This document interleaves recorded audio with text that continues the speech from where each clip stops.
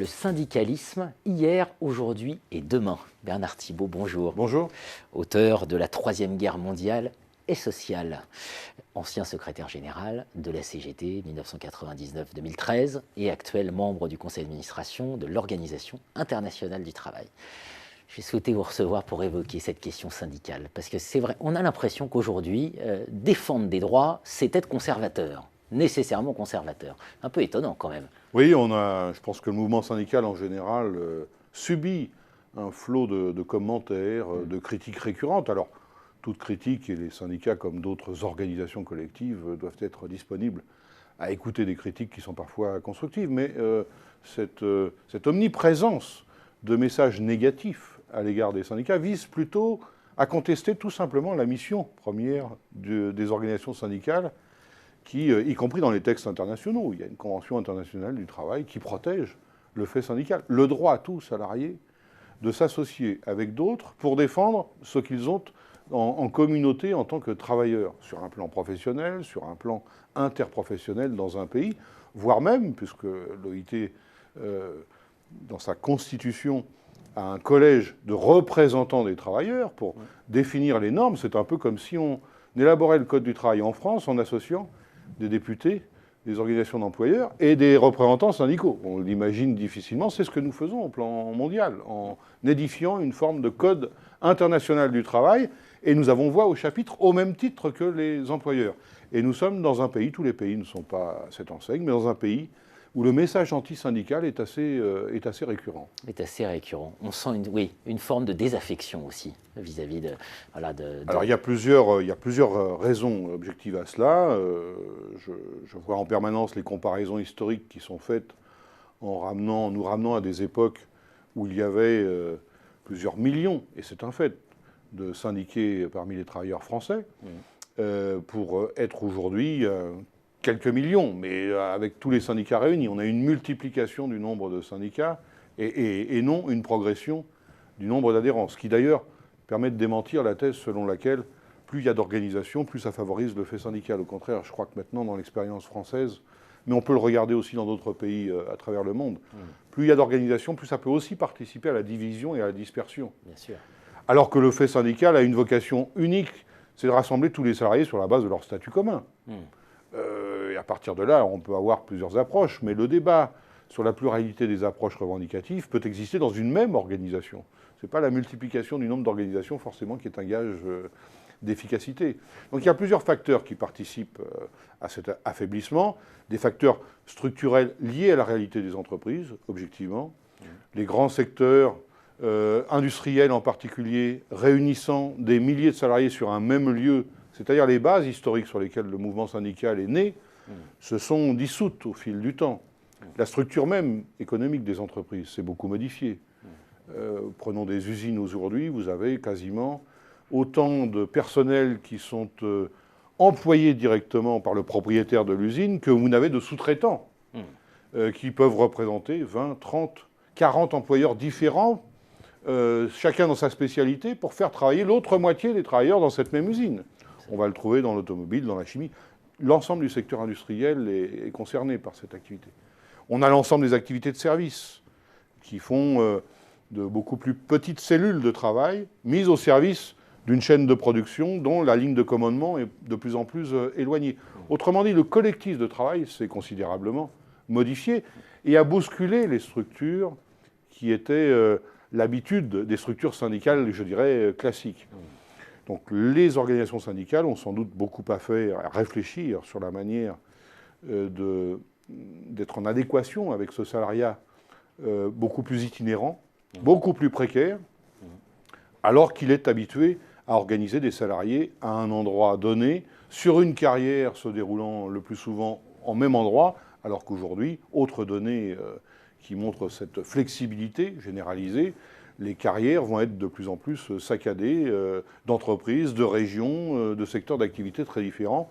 Et pour l'instant, le mouvement syndical n'a pas forcément trouvé les bonnes réponses pour fidéliser, en quelque sorte, l'appartenance au syndicat. Et puis, dernier facteur, dans notre pays, il y a d'autres pays, et c'est même plus dramatique à cet égard, c'est que parallèlement au message très critique à l'égard des syndicats, on a aussi beaucoup d'attitudes anti-syndicales vis-à-vis des salariés. Beaucoup dans le secteur privé craignent d'abord la répression s'ils s'engagent dans une organisation syndicale. Alors que notre Constitution, alors qu'une convention internationale protège le fait syndical, le droit d'appartenir à un syndicat, tout comme on le reconnaît pour des professions libérales.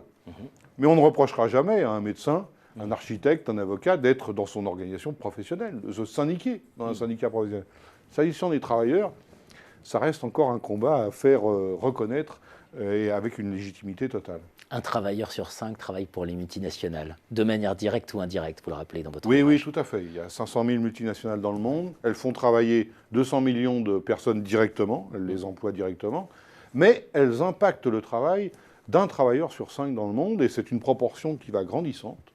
Donc ce poids des multinationales, à la fois dans l'économie mondiale, mais aussi ce poids pour dessiner le paysage social international est considérable. Et donc on voit bien que plus en certains endroits du globe que les décisions des États, c'est le comportement des multinationales qui peut être plus ou moins promoteur de justice sociale et de progrès social. Certaines peuvent être des leviers intéressants pour favoriser le progrès social dans les zones où elles mènent leurs activités. D'autres, au contraire, s'accommodent facilement du fait que les droits sociaux sont très peu évolués et, au contraire, cherchent à en tirer un bénéfice financier immédiat. Donc, je crois qu'il serait temps, à cet égard, de donner des outils au mouvement syndical, mais aussi à la communauté internationale pour mieux contrôler l'attitude des multinationales, compte tenu de leur poids structurant, à la fois sur le plan social, économique, voire même politique. Bernard Thibault, une dernière question. On parle beaucoup aujourd'hui du digital, de la numérisation, voilà, une transformation de l'emploi et des transformations de l'emploi. Comment le syndicalisme demain, qu'est-ce que ça pourrait être dans ce nouveau contexte? On parle beaucoup des auto-entrepreneurs, d'une société d'auto-entrepreneurs. On voit émerger un débat sur le revenu universel qui pourrait être une forme de manière de repenser la sécurité sociale. Comment vous voyez tout ça aujourd'hui? Alors le travail, c'est forcément un thème, et vous savez que je suis issu de la Confédération Générale du Travail.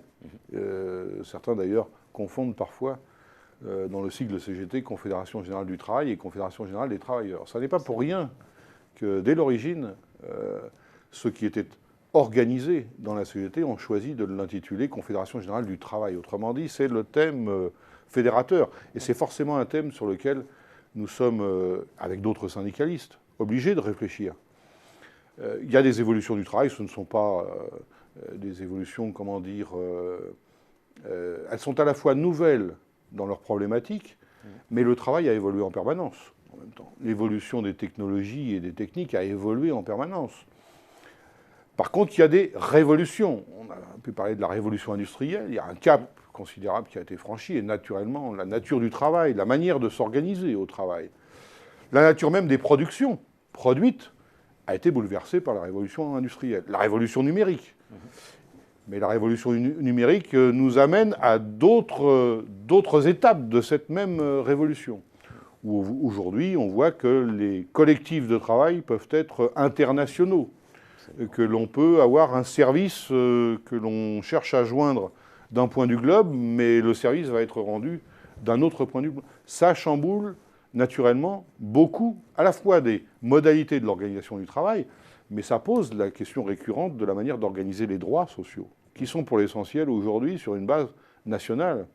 Alors il y a une première réponse qui peut être à l'échelle d'un groupe, et il y a de ce point de vue-là, je le traite dans l'ouvrage, des accords mondiaux qui sont passés entre certaines multinationales et les représentants des travailleurs de leur groupe pour essayer de garantir un certain nombre de standards. Mais une des difficultés, c'est aussi d'avoir les outils de contrôle dans chacun des pays où ces activités sont menées. Il ne suffit pas de se mettre d'accord sur des principes à l'échelle monde, encore faut-il vérifier que dans chacun des pays où cet accord est censé être traduit, il y ait des éléments qui permettent de contrôler que c'est effectif sur le terrain.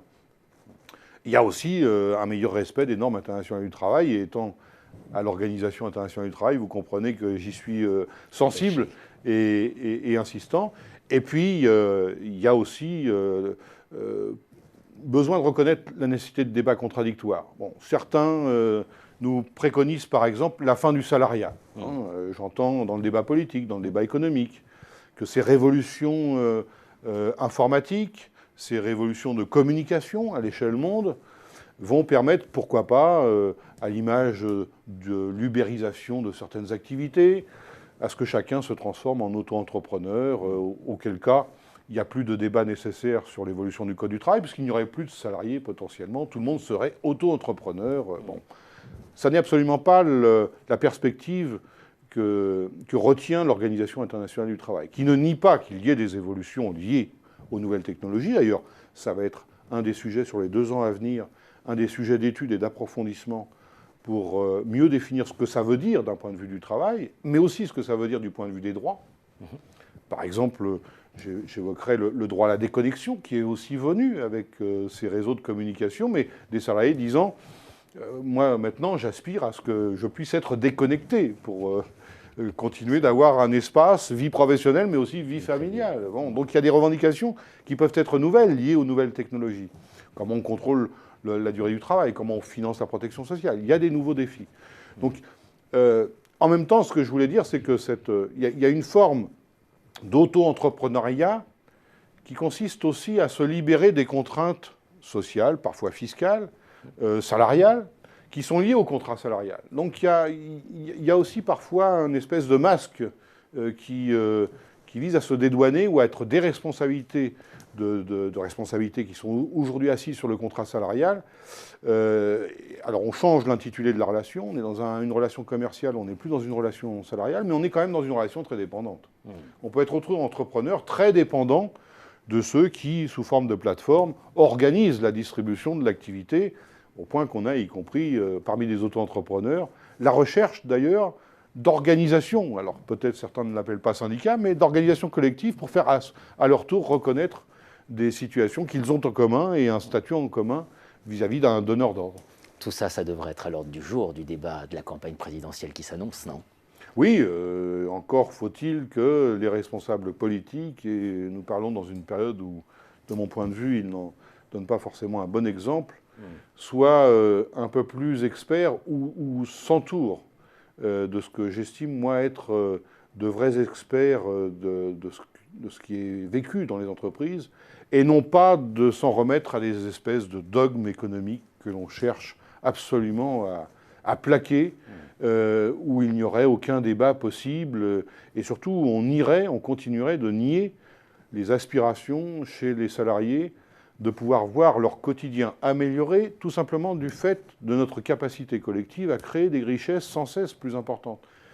Il est stupéfiant de remarquer, c'est aussi un point que je soulève dans l'ouvrage, qu'à l'échelle mondiale, nous n'avons jamais produit autant de richesses, alors que parallèlement, la précarité des travailleurs s'accroît. On est tout à fait légitime à revendiquer qu'il y ait un autre partage de ces richesses produites.